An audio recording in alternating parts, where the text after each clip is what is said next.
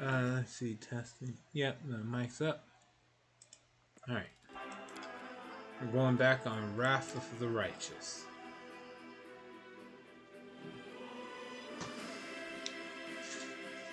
To be fair, I was hoping to come on earlier today, but, No, I was hoping to get on at least sometime around 3:30, but, stuff came up. Got lost. Alright. We made it back. We made it back, into a tavern that's like the Defender's Heart. It's basically where everybody's staying. And I like this part. If you hit the map, it tells you the terrain type for if you made a ranger or had a ranger in the party, so you would always know what the terrain is. Okay. Damn. That's handy. Yeah, it's like that was like a big issue for anyone who would pick a ranger. Is this my favorite terrain? Is generally the usual question that would be asked. Right. So anyway, I talked to a few people so far. They don't really say much, but the characters who have names, they generally do. First, Thorn Autumn Haze. A tall, fragile-looking elf sits in front of you, eyes closed. He is pale as a ghost. Oh, wow. Host 0031312. Thanks for following. Wasn't expecting a follower within the first 2 minutes of starting my stream. But, okay. Thank you. Alright, let's see. He is pale as a ghost. His arms... Oh, hold on. Is the mic... Yeah. Okay, sometimes mic stops. Alright. He is pale as a ghost. His arm wrapped in a blood-stained bandage. You spot other bandages on his body under his clothes. But even in such a miserable state, he manages to stay calm. Raising his eyes to meet yours, he says faintly, "I am Thorn Autumn Haze, at your service." His pale lips are reddened by blood, but you see no signs of pain or fear in his gray eyes. Do you need help? After giving you a cold, intense look, he shakes his head. "Do not trouble yourself on my behalf. A local healer tended to me.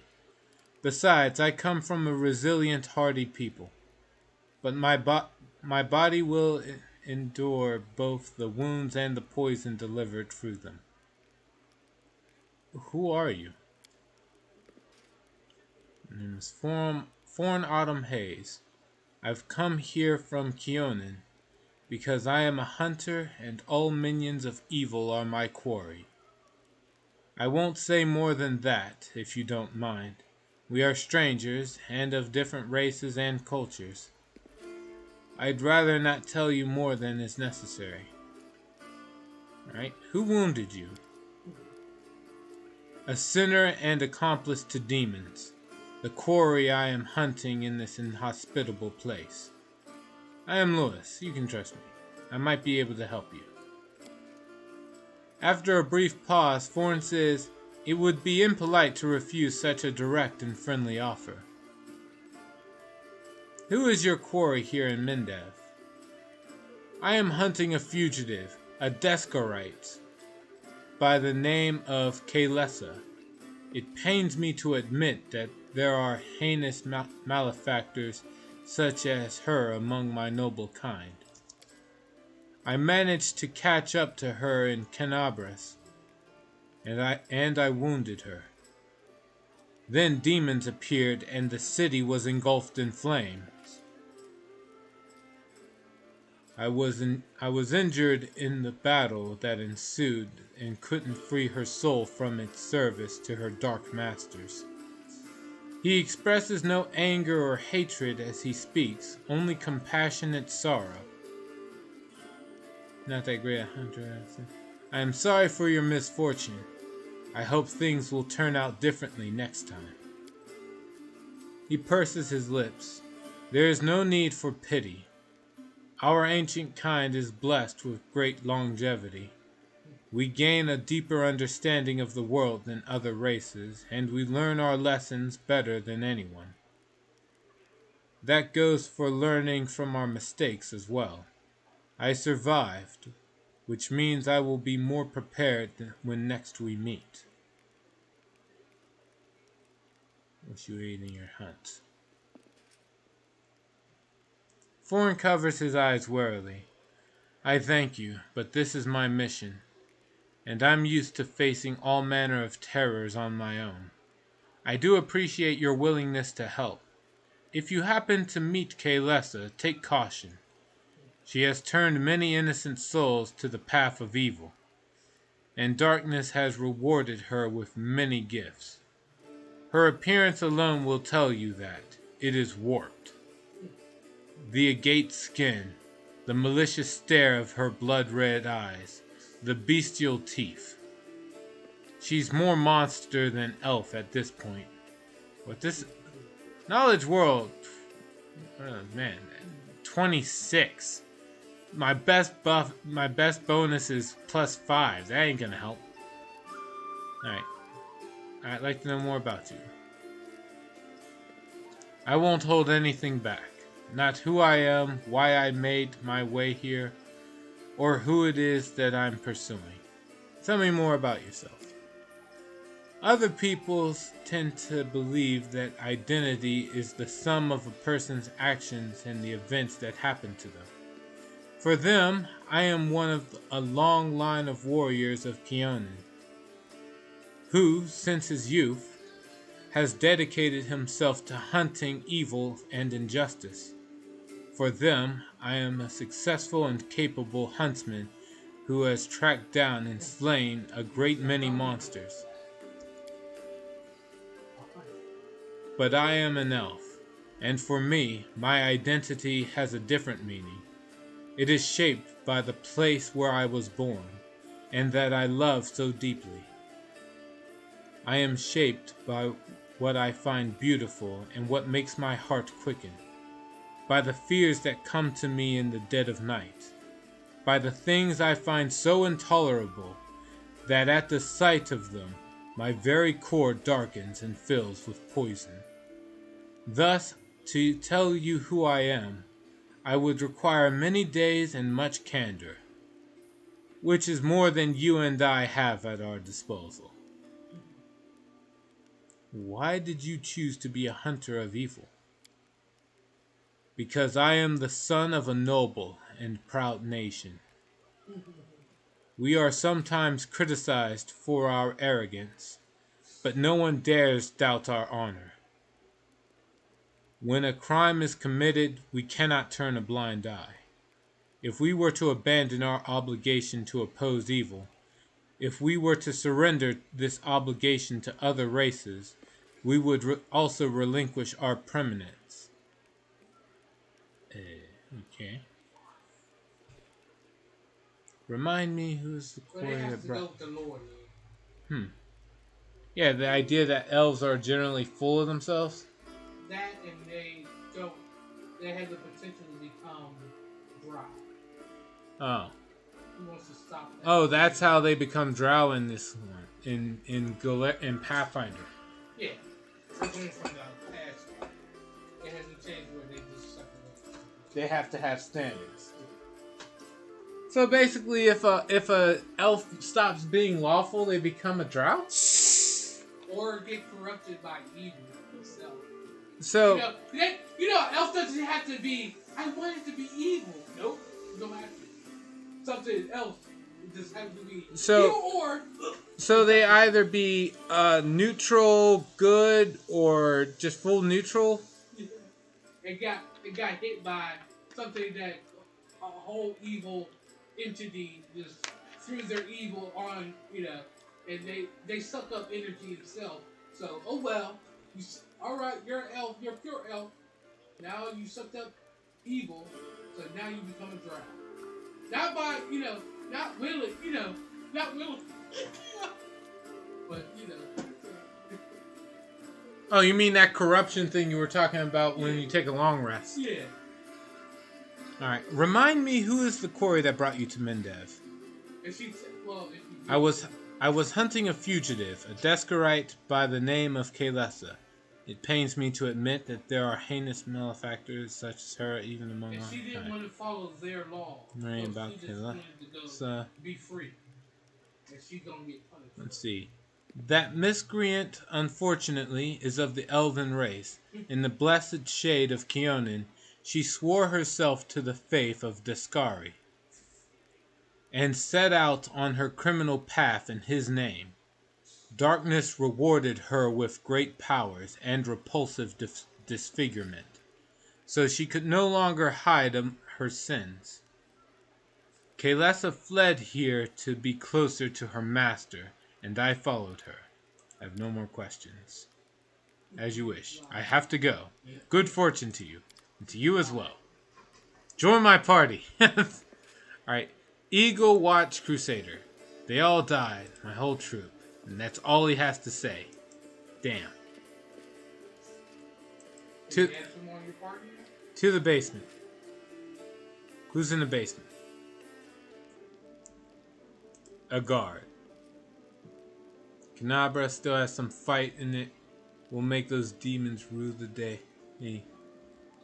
they came here. Delvin. Surrender thy soul, Delvin. Iomade protect us. Haha, got you again. How many times is that today? Take your jokes and shove 'em, tiefling. Whoa, easy there, chief. Don't hit me. Delvin, what's going on? Go ahead, don't take too long though. Guard, Canava sauce. Fight left in it. Okay. Loot. Take the shield. I'm taking that light shield. I like how I was able to actually take the shield off of the banister or off of the little hang thing and actually disappeared. Let's see what we got here. A light hammer and the chainmail. Oh, there are also wait. challenges in the bar Button with won't other budge. patrons that if you answer them correctly, you can get items. Really? Oh, that's awesome. Alright, let's see. Stand, decorate, scabbard. Just some stuff I can sell. Got it. Loot. More stuff to sell. Sell it to the bar chamber. Alright, what is this over here? I'm sorry, trade.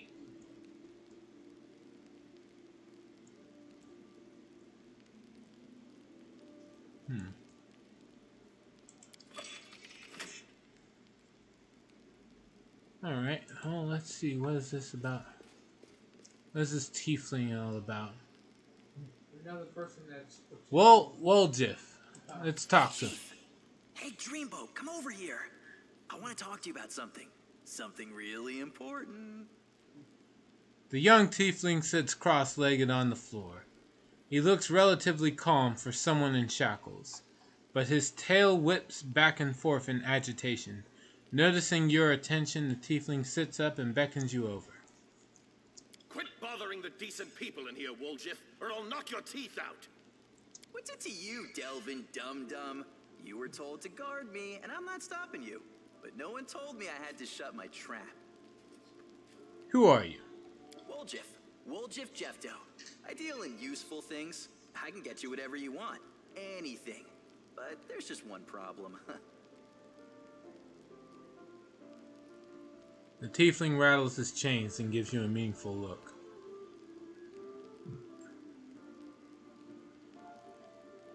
What do you want from me?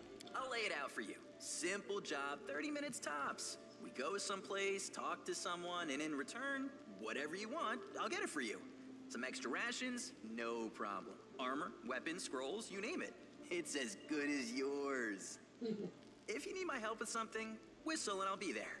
I'm handy enough with knives too, and even my magic know-how isn't too shabby. What a load of guff. If you were good at magic, you wouldn't be stuck in here now, would you? Don't you listen to him, Chief. He'd find fault with the Queen herself. I'll be useful to have in battle, and I'll sell whatever you want at a reasonable price. It's your lucky day. You won't meet another gem like me in Canabras. People, I got lots of tall. Huh. Alright. Why are you in chains? Does it really matter? Don't get hung up on the past, Chief. Don't look to the future. Live in the here and now. Oh my god. Han, shut up, shut up. He was caught thieving. There it is. Your shadow. What was that? Get me out of here and I'll tell you. And don't worry, it's not contagious. I can't help you while you're chained up here. How can I free you? That's easy. You know Irabeth? Feisty looking gal, always wears armor. You can't miss her. She's the meanest fighter in the whole city. When you see her, put in a good word for me, will ya? Tell her there's this guy Woljif locked up for no good reason in the Defender's Heart. Well, for the follies of his youth. And he really wants to get out on bail so he can keep up his good behavior and make a contribution to society. Got that? Will you do it?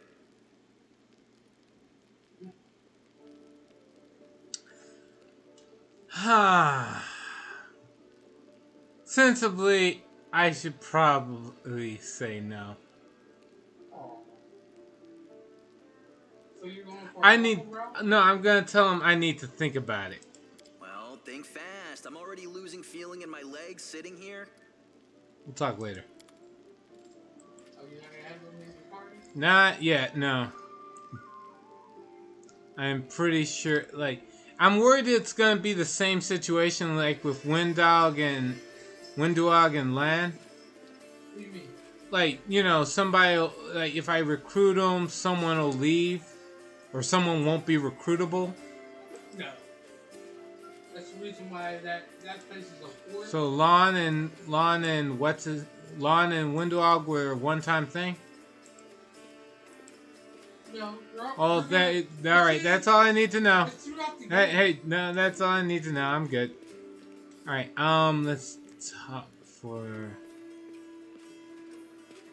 Novice Crusader.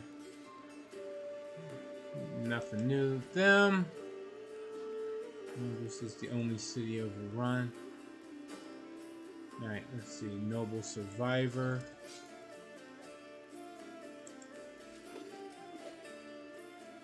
Almadei, our successor, don't abandon us in our despair. Move out. Praise the gods that we didn't all perish. Kiado, I believe that help is already on the way. The queen will not leave us to die. Why does he stammer so much?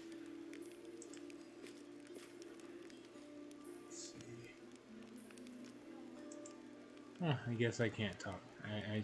I stutter all the time. Like right now. Right. Oh, there's Windog. See, Windog's tense stance reveals her constant vigilance. Her eyes are focused and resolute. Noticing you, she lets you speak first, bowing respectfully. Master, I am at your service. Okay?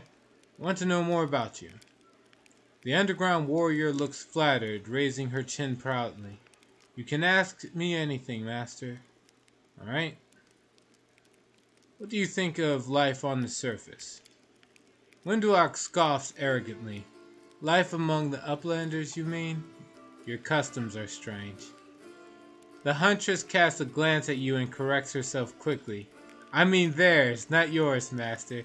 You are strong and clever, but I look at other uplanders and wonder. Have you seen how proud they are of their weakness? Look, my hands are so soft. I've never done anything with them in my entire life, because noble blood runs through my veins. What does it matter who someone's parents are? I'm the daughter of a former chief of the tribe, so what? Is this what they respect and fear for me? Or is this what they respect and fear me for? Sol became the chief because he was old, experienced, and smart. After him, I might become the chief because I'm strong and even smarter. but these weaklings wouldn't have lasted a day in our caves. Windwalk's eyes narrow warily. Everything is strange here, but it's all right, Master. We'll put things right, won't we?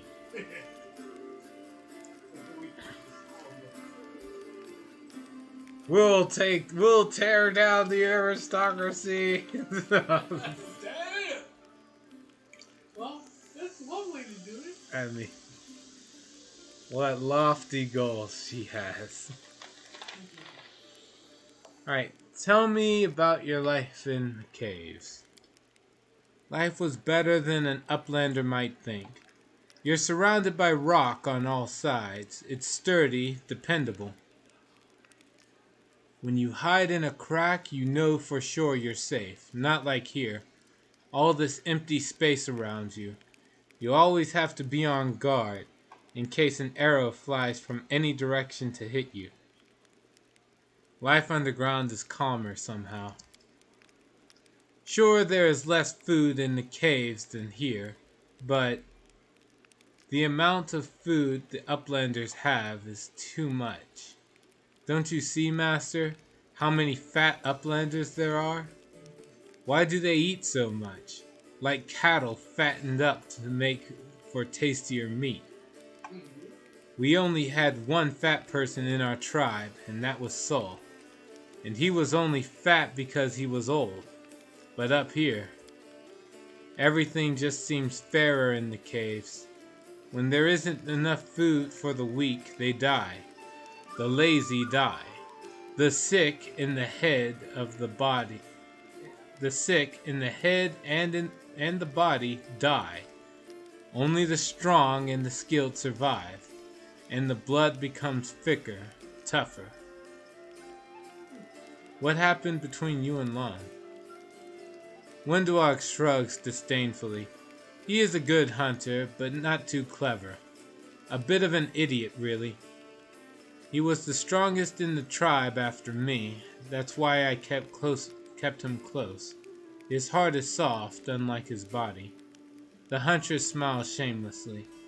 But then I met you, and I didn't eat Lon anymore. Now I only want to hunt with you. I can tell you're proud of your strength. Windwalk throws her shoulders back proudly. Of course. Let everyone see who is standing before them. The weak must obey the strong if they don't want to be reminded of their place. Even when I was a snot-nosed little cave rat, I could bring neithers twice my age to heal. Because I fear nothing and no one, pain least of all. I was showered with praise and compliments. The best hunters of the other tribes wanted me. But what did that matter to me? The moment you start listening to flattery is the moment you get soft and you die. No, I always pushed myself further, challenging myself, taking myself to the very edge. Many times I almost died, but I always came back stronger. I earned all my strength on my own. And if anyone didn't respect that, I just grabbed my knife. That's why I became the best hunter in the tribe. On the surface, your people are called mongrels, but I take it you don't like that term? The huntress shrugs her shoulders. Let the uplanders call us whatever they want. It doesn't matter. I know what they're trying to do. By giving us that stupid nickname, they are asserting their status and superiority over us. But it's normal to try and dominate a stranger you just met. That's expected. When my kin conquer the lands on the surface, people will call us by whatever name we choose. Why do you serve me? Windwalk gives you a bland smile. Because you are winning, and I want to be with the winner. I don't like sharing food and fire with weaklings. I prefer people like you. And also because being close to you is a good way to live. I love life. I'm young and strong. It makes sense to eat, drink, screw, and kill enemies while you are young. Not when you are 30,000 gongs old and shriveled up like Saul.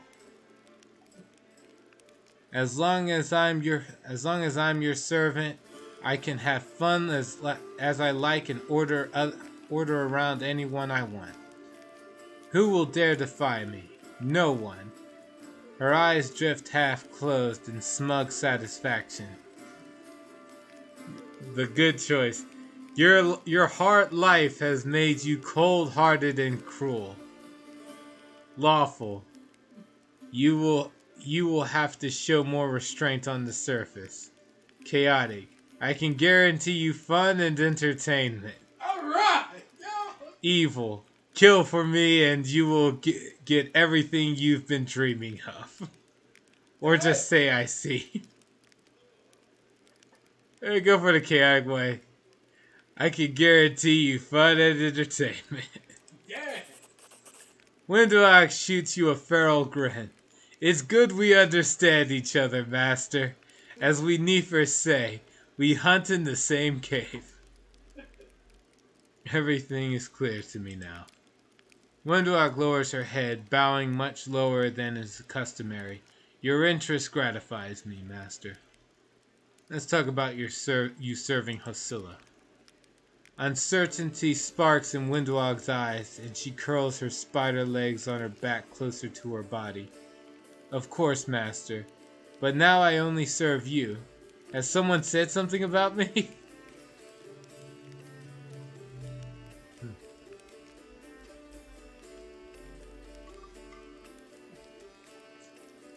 Let's see. What did you do for the demons? I brought my kin to their lair so they could join the demon army and accept the power given to them. I made my tribe stronger. Later, once we no longer needed the demons, my powerful kin would have fought for me. The huntress shoots you a grim and bloodthirsty grin. Aren't you ashamed of betraying your kin? Sure, why not? Windwalk replies respectfully but defiantly. I know that Sol would have called me a traitor, but for one reason only. He grew old and cowardly. I accepted the same fate as my fellow tribesmen. I ate the flesh too, and for many gongs I thrashed with fever, growling like an animal, lunging at anyone and everyone, my body burning from the inside. But I handled it because I was the strongest of them all. Not a single day have I regretted the power I gained. And that's why I am not ashamed of sharing that power with my tribe. Alright? Why did you decide to switch allegiance? I was only serving the demons because they promised me power, and only for as long as they had something to offer me. Windwalk chuckles, revealing her sharp teeth. But Hosilla can't offer me anything now she's dead. And I was never going to risk my life for her. You are a true leader, one worth following, the huntress says in a fawning tone. How can I trust you? Windwalk's voice gains a fervent edge. Why would I betray you, master? You are the strongest. It would be stupid to defect to your enemies and die along with them. No, I am not that dumb. I have no more questions. It's good that our paths crossed. You could need a good servant, and I need a strong master. Please stop groveling. Yeah, I'm gonna say it. Please stop groveling. Windwalk shakes her head. I'm not groveling. I'm showing respect for your power. This is exactly how the weak should behave in the presence of the strong.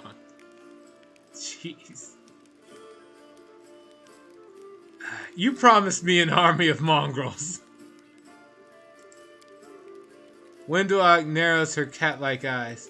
And I will give you one, master. But first we have to rebuff the attack on the city. Saul has spent his entire life preparing for the underground crusaders' return to the surface, and he's not going to take any risks. He will order the tribes to hide in the caves like rats, and he will decide whether they are strong enough to fight side by side with us. Maybe he will decide that it's better to sit this one out and wait for another chance to come along. We have to fend off the demons, win a glorious victory, and show Saul that ours is not a lost cause. Then he will give us his warriors, and then it will be my job to turn them into real soldiers. Right. I don't want to see you anymore. No, I know what that is. That's it for now. The huntress gazes at you with devotion. Thank you for talking to me, master. She's just a fangirl, ain't she? Does look like she knows a thing or two about war. Let's wait out the day too. They all died, my whole troop. In Dara, an imposing young Oread is surrounded by a crowd of crusaders who are hanging on her every word. I hope this example clearly illustrates the difference between Jiska legionnaires from the last war and the crusaders.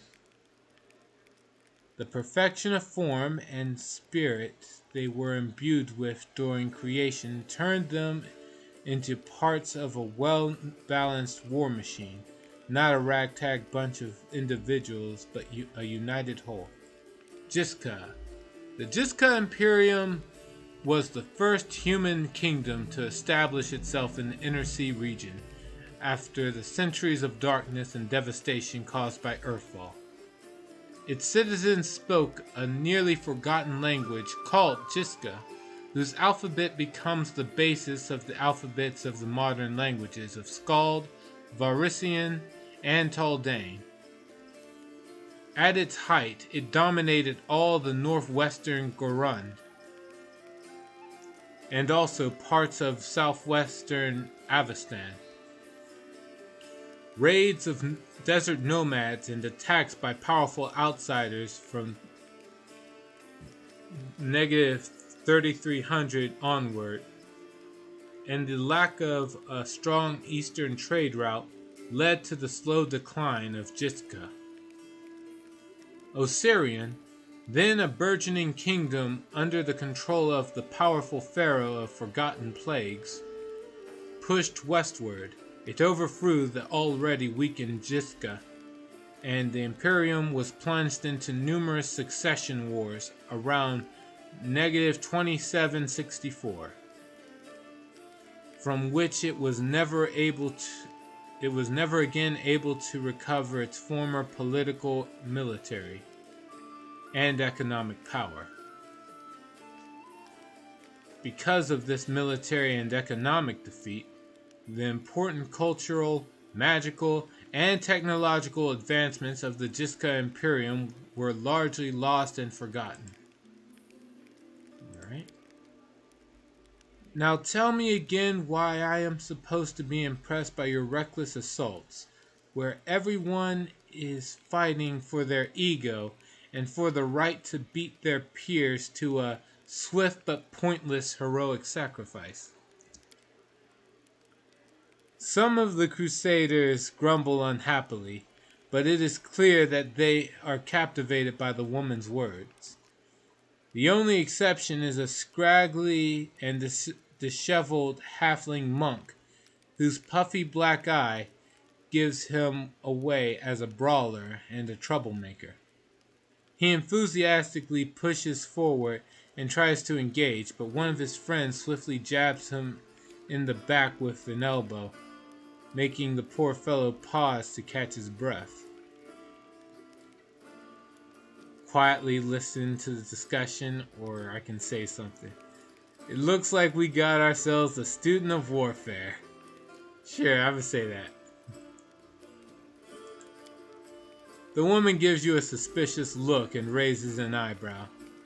Were your words meant to recognize my achievements or to start a fight the way Mendevian Crusaders usually do? One of the Crusaders angrily curls his fist tightly and retorts with a burst of passion. If those gists of yours or whatever had come for us, we'd have their guts for garters. You think we've never fought a mighty adversary before?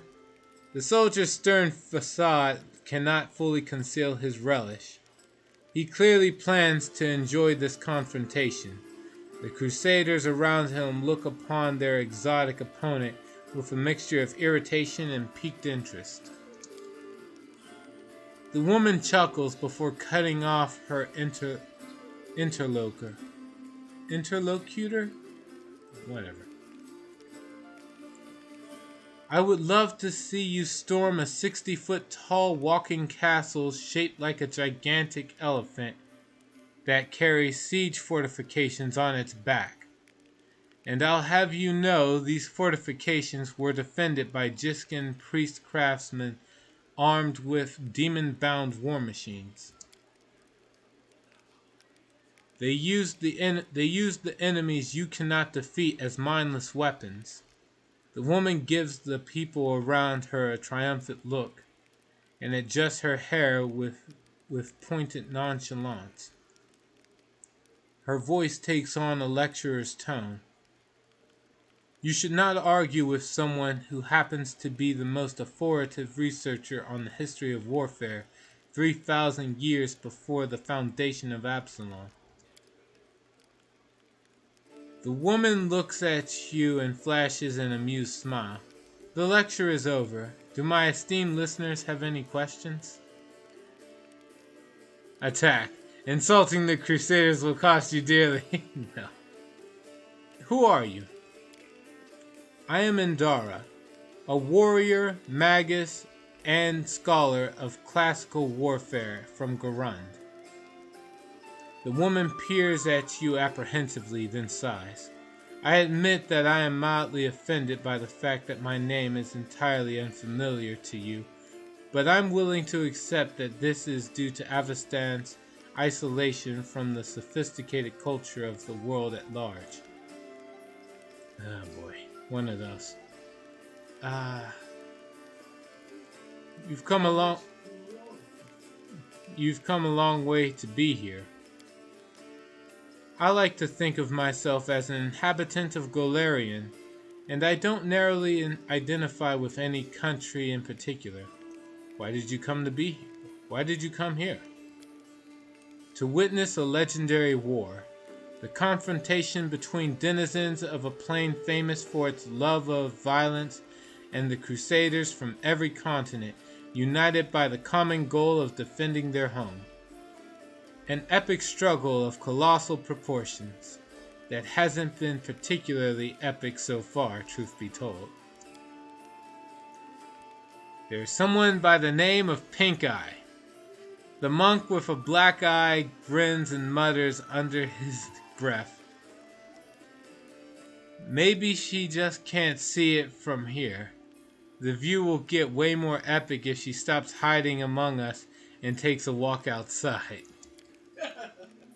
The woman smirks contemptuously. She does not deem the monk's words worthy of comment. Let's see. It looks like you know more about warfare than any of us. I disagree. The Crusaders are doing a commendable job at resisting demons. Aren't you the insolent one? Or I won't comment on that. No. It looks like you know more about warfare than any of us. Oh?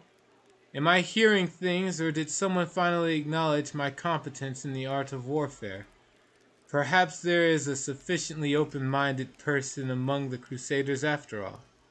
I find myself pleasantly surprised. See, here's the thing. I've never actually officially acknowledged myself as a Crusader. You are. You're there.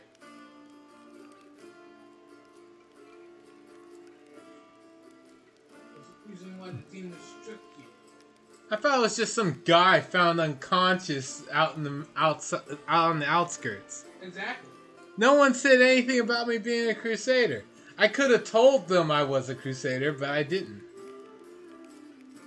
I could have said I was any type of background when they first questioned me. Why didn't you?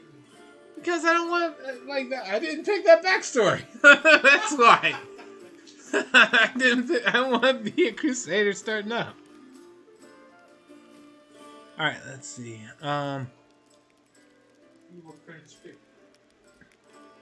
Not that I've heard anything about. Literally, Right, that's literally nothing.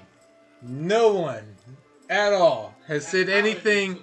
Like, I've rewatched a few of my last clip or my last streams. There's nothing there. Nothing that says I was conscripted. Nothing that says I was recruited. Nothing that says I started out as a crusader. So it's either bad writing or or the developers assumed I was gonna pick an option that I just didn't happen to pick, which is really bad. They should have assumed that somebody might say, "What if I want to just be a merchant?" You know, Have that off. you could just be a merchant. You just say, "I'm just some guy." All right, let's see. What is the next option here?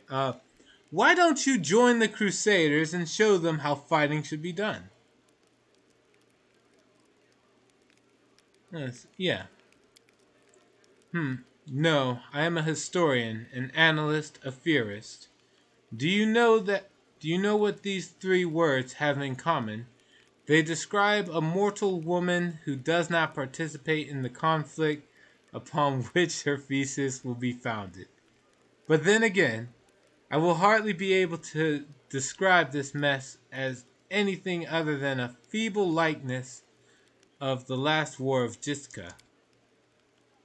The monk with a damaged eye grins slyly and comments, "The more dangerous the upcoming scuffle is, the more motivated we are to find clever and pretty words to justify not actually doing the fighting."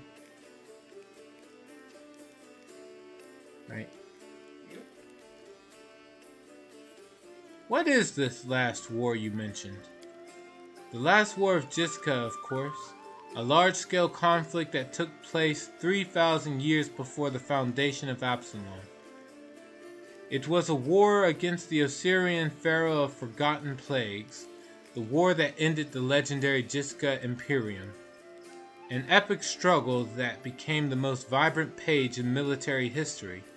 Alas, all conflicts that followed it were but a pale shadow, including the one I am witnessing here. Why do you find the last war of Jiska so inspiring? Imagine legions of golems imbued with extraplanar spirits marching into battle. Imagine flying cities that swoop out of the clouds like terrifying monstrous birds of prey to drop forces on top of enemy castles. Picture gigantic mechanisms powered by captive and very angry demons and devils. Imagine standing in the warpath of walking citadels, or having to cover your ears to block out the sound of cannons loaded with shrieking elementals. I mean, so there's this one game called Brutal Legend that came out like around, I don't know, early 2000s. It was like a huge heavy metal themed game. It sounds like that. It sounds like a theme out of that.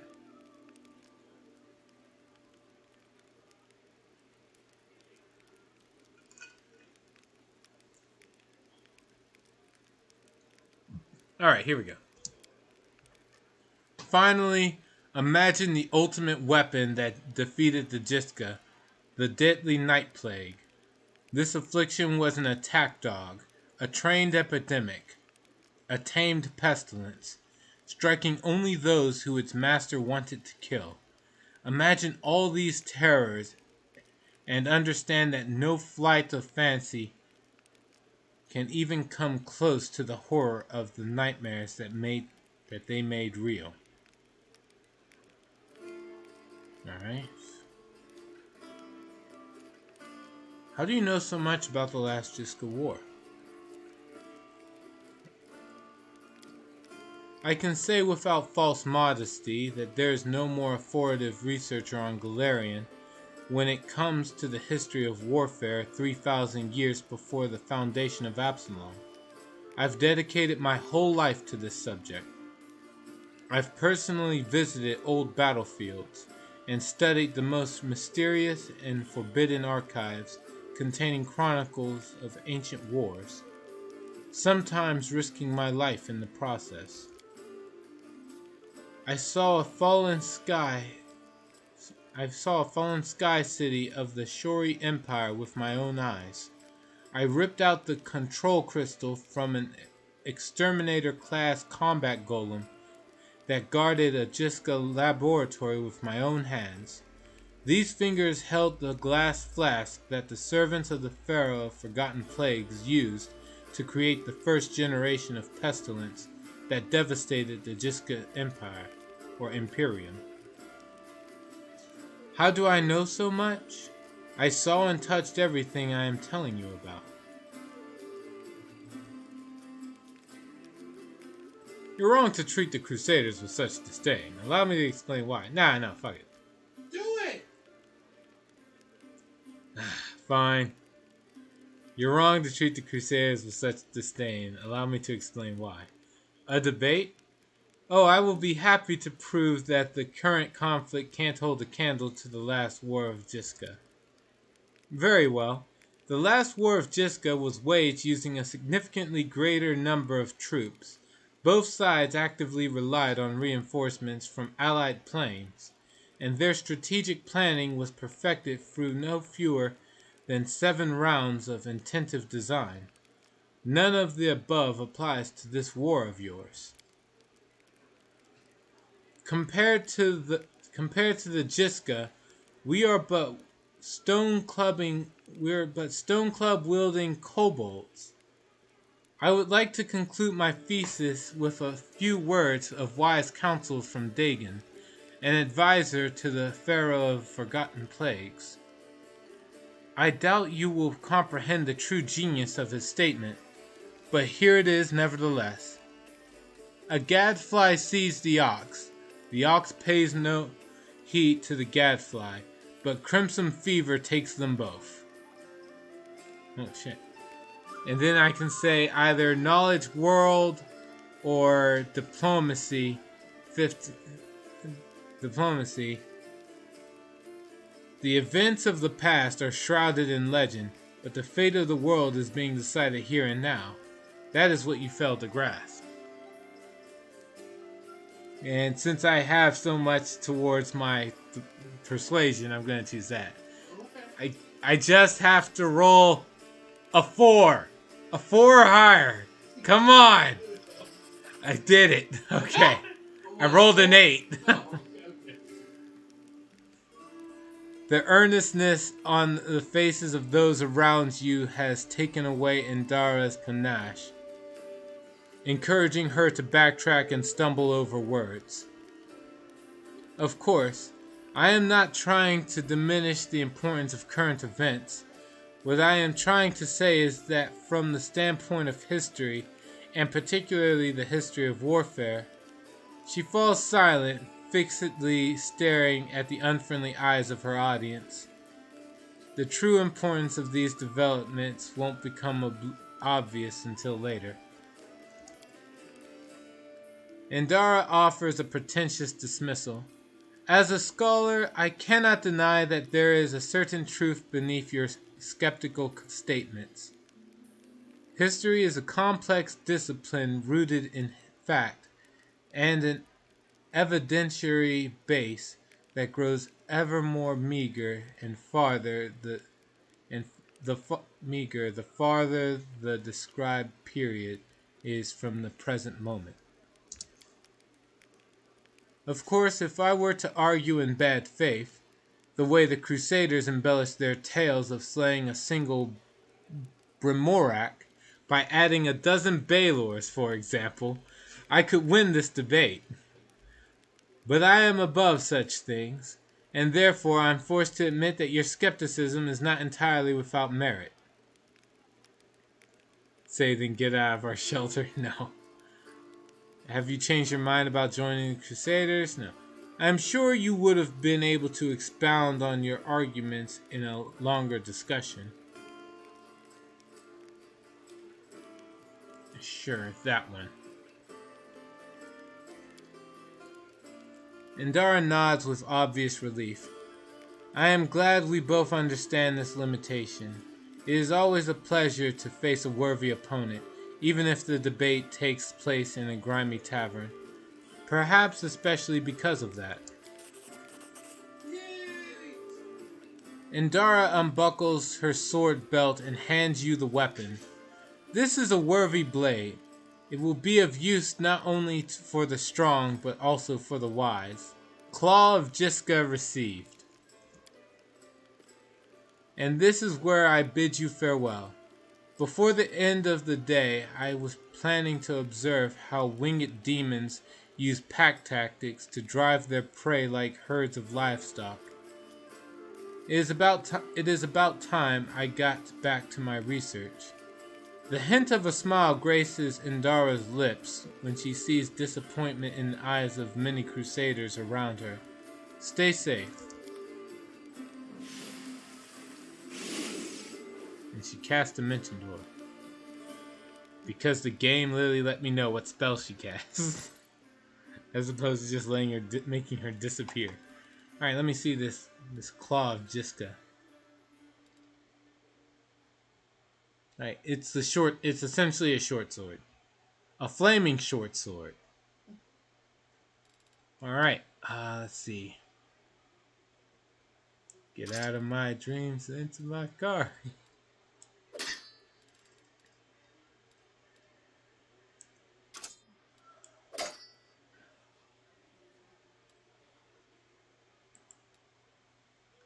Alright, so I got +1 flaming short sword and marching terror, which is a +1 glaive.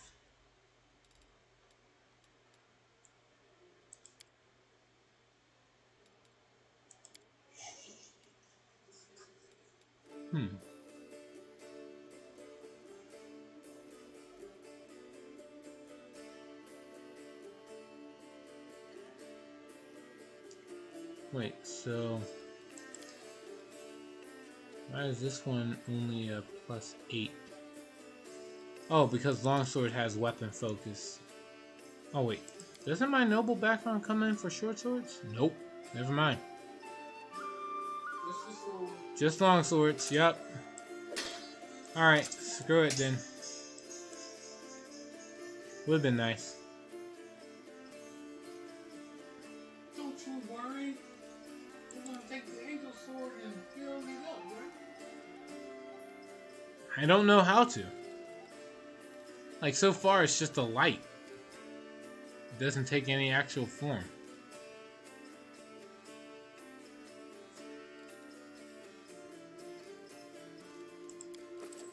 What, you haven't even put radiant? Not yet. Alright. There's someone named Hilor. Oh, Irabeth. Alright, Eagle Watch Crusaders. Heard the army's on its way here from Nerosin. In a book. Hilor and the Spinner of Nightmares. Alright. Book the first of the astonishing exploits of Venture Captain Hilor, published by the Pathfinder Society. Hold on. This episode is mostly just lore and talking to people. Getting to know people. Alright. Book of the first of the astonishing exploits of Venture Captain Hilor, published by the Pathfinder Society. The Spinner of Nightmares let out a fiendish laugh, and the wind rose up, sending the sound rippling across the roof of the cavernous temple and off into the darkening sky. You cannot protect them. The demon worshipper performed a graceful pirouette as she as though she were mocking and the ungainly venture captain, who was slowly picking his way across the slippery roof tiles. You may have saved Antholyctus today, but you won't save everyone who gets in my way. I will always be one step ahead, plunging a dagger into the heart of the next fool and sullying your path with blood that you will never be able to wipe clean. Hiller lost his footing once again, and only by a miracle did he not go plummeting to his death. His heart threatened to beat right out of his chest, but his mind was consumed with the feverish awareness of how close he was to his target. Only a few dozen paces separated him from the spinner of nightmares. Close enough to shoot, but the venture captain wanted to be sure the bolt wouldn't kill her, merely maim and immobilize her. The hand crossbow that Hiller concealed under the folds of his cloak was throwing off his balance. The jig's up, the spinner of nightmares.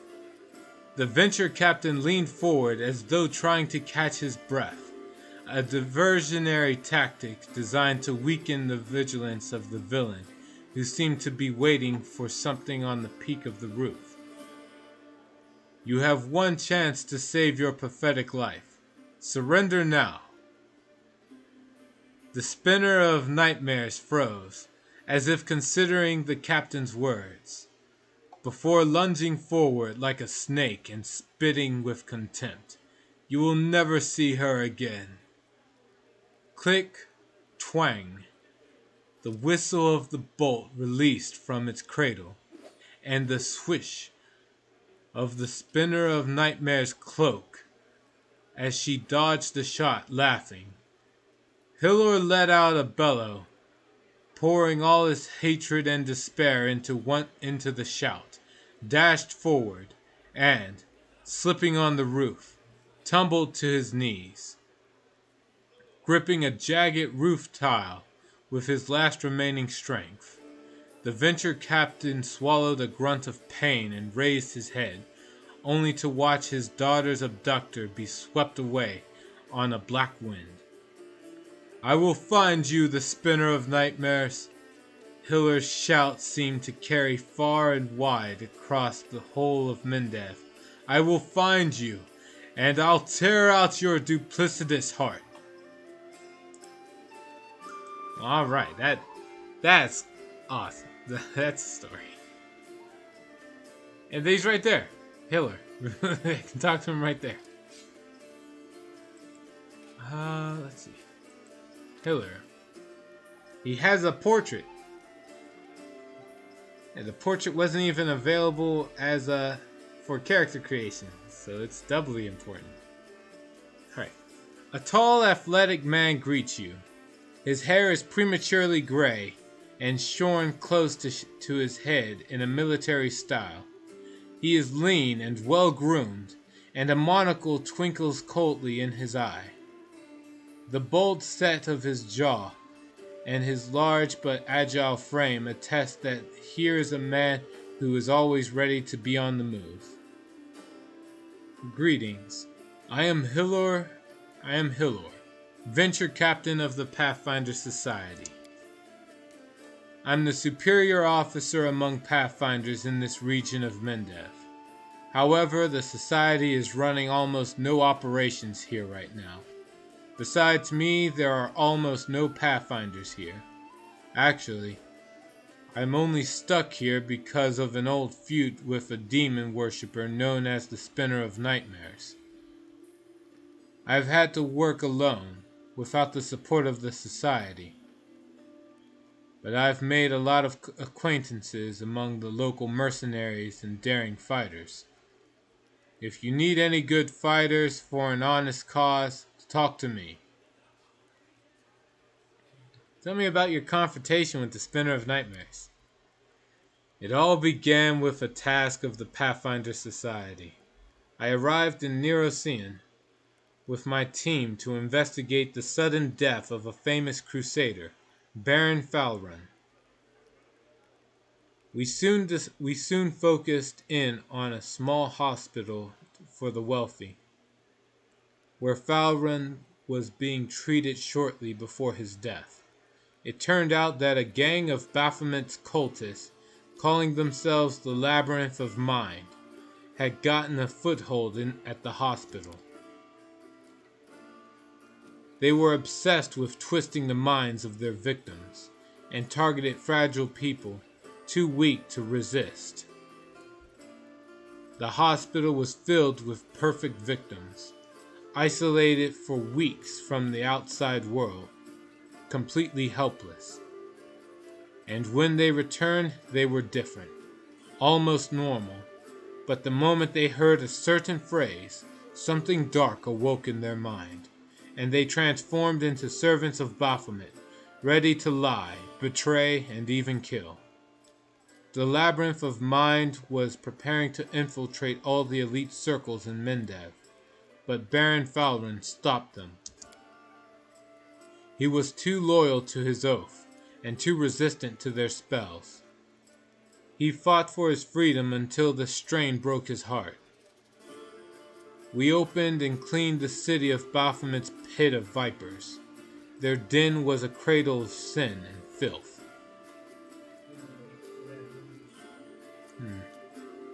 They cast spells on each other, and their loathsome fantasies stepped real from their minds into the world. They dreamt of horrible and forbidden things, and they fought like mad. We burned the place to the ground and slaughtered everyone we could. But the leaders of the cult were able to flee, and they were set upon revenge. They abducted my daughter, Lowry, who served under my command in the Pathfinder Society. They left me a note full of tart insults, mockery, and sneers. From that note I learned the name of my enemy, the Spinner of Nightmares. A few months later, I confirmed that she was the leader of the Labyrinth of Mind. My hunt had begun. I would get Lowry back at any cost. Hiller grits his teeth with bulldog determination. Want to know more about you. What exactly are you interested in? I am a common Pathfinder. There are many others like me. Fate and my orders brought me to this land. How did you end up here?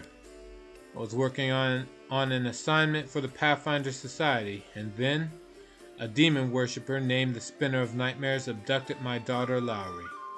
For the past 3 years, I've been trying to save her. During this time, I've become a specialist in scouting demon territory. I have even planted agents among the cultists. Truth be told, in pursuing the Spinner of Nightmares, I have been acting more on behalf of Queen Galfrey than the Pathfinder Society. It's a long story. Maybe I'll tell you the rest of it sometime. Hiller frowns grimly. This Spinner of Nightmares is a true spawn of the Abyss. I've fought her many times, but I've never been able to seize her by the throat. Tell me about your daughter. Hiller smiles, showing his healthy white teeth. As a girl, Lowry was just an angel. We lost her mother early on. She was left to follow my example. A drifter with little idea how to talk to a 7-year-old girl. But then, with such questionable parenting, Lowry managed to grow into a wonderful girl. Brave, smart, beautiful, and entirely unbearable. She always argued with me about everything. When Lowry was 18 and told me she was going to be a Pathfinder, all I said was, "All right." I knew there was no use to try and talk her out of it. And she was a fine Pathfinder. Hiller's fist clenched with a painful-sounding crack. I'll never forgive the Spinner of Nightmares for taking my girl from me. Tell me about the Pathfinder Society. The Pathfinder Society is a global organization that unites opportunists and adventurers of all kinds. We explore the world and uncover its secrets, travel, and sometimes face down threats. All right. In times of trouble, the latter becomes our primary focus. We're driven by curiosity and the desire to make the world a better place. And of course, some seek profit or hunger for glory. But in any case, it's hard work. They might send you anywhere on a mission. Weaklings have little place in the society. It's more for seasoned fighters. There are society lodges in many cities. The closest one is in Nerocean. They're each led by venture captains, lads like me. The Grand Lodge is in Absalom, the center of the world. The Decemvirate sits there, the anonymous council of our leaders. I have no more questions. If you have any questions, come to me. Then I can say I need brave and experienced fighters, or my companions and I need good training. I know what that is. I have to go. Good luck. Watch your back. Only trust your closest friends. The enemy is cunning and treacherous. All right. Yeah, now I don't need these squares anymore. I can get rid of them, kick them, kill them, whatever. I'm good. Game's over. Now I can make my own custom party. So you don't have to worry. I know what party I want. I need teams. I need this. Nah, I'm not doing that. I got a super cleric now. There's like a lot of content from the last game that lets me know I don't want to cut it all out. So you want to raise your party. Essentially, yes. So Salutations, Atrocious. Glad you could make it. But it is... For you, it's midnight already. For me, it's around the time I have to get going anyway. Unfortunately, I had to start late today. And again, tomorrow's going to be much worse. Like, the stream won't even start tomorrow until an hour from now. Like, you know what I mean. An hour from now for tomorrow. For me, it would be 7 p.m. For you, it would be like 1 a.m. But I am glad you were able to stop by. Today wasn't really all that action-packed, though, so you're not really missing much. All I did was go around the Defender's Heart and talk to all the NPCs. And not even all of them. I have yet to talk to Sela right here. Or Erebeth. Which is what I'm going to do next. Oh yeah, no, I didn't talk to Staunton, Vaheim. I talked to Camellia. Is there anyone else I didn't talk to? Who else was in your party? I didn't talk to Anivia yet. Go outside. And did you get your gold yet? Basement. Outside. Oh yeah, Horgrim gave me my gold already. And then he asked me to do something else, and I charged him extra for it. Okay. The H is silent in Vaheim. Wait. Which of these guys is Vane? Oh. You mean Staunton. Oh, so it's Staunton Vane. Got it. I hate when they do it. It's like Coral the Conqueror all over again. You just put H's in the name when, I would sound it out right if you didn't put the H in there. At any rate, again, thanks to everybody who did stop by. I will be on tomorrow late.